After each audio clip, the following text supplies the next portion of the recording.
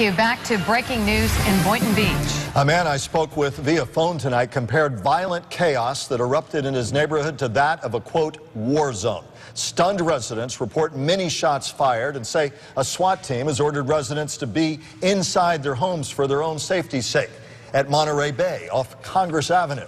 We begin our live team coverage with Evan Axelbank. Evan. Well, Michael, all of this surrounds a 34-year-old or 33-year-old career criminal, Samir Herrera. We are told by federal marshals that he was in jail for 15 years, let out in December, wanted again in April on new charges, which he failed to appear for. And here, take a look. That right there, that car is crashed up against the Center Point Elementary School fence. We are told that he was driving that car, trying to get away from federal marshals who followed him here to Boynton Beach. We are told that he was holed up here at the Monterey Housing Complex, which is just about a half-mile south from where I'm standing here on Congress Avenue. I'm told that when they tried to arrest him, federal marshals, he tried to get away, that he shot at the marshals, and that there was a shootout going on, a full-on shootout, where police officers were firing back and forth with the suspect. No marshals were hit, but we are told that Samir Herrera was hit along with a female companion, both of them hit by gunfire. It's unclear what their conditions are right now, but here's how federal marshals characterized what happened. You can see the car.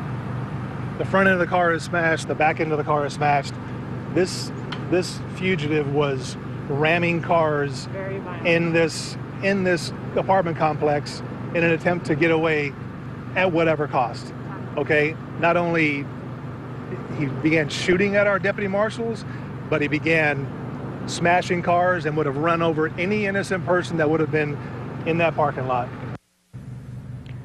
He was confronted head-on by Boynton Beach police and federal marshals, and you can see his car ultimately veered off the side of the road here and crashed into the fence at Center Point Elementary School. I'm also told by federal marshals that they have pulled one person out of the home at the Monterey Plaza, who he was apparently holed up with, so now we have two people in custody, a third person who was taken out of that house, and I understand that police have surrounded the home and are preparing to make entry there. Also, one other important note, we are told that every available Boynton Beach police officer was used on this. More than 31 officers were here, including 10 SWAT team members, and now Palm Beach County Sheriff's deputies are handling all of the calls here in Boynton Beach. That is the latest from Boynton Beach tonight. Evan Axelbank, WPTV News Channel 5.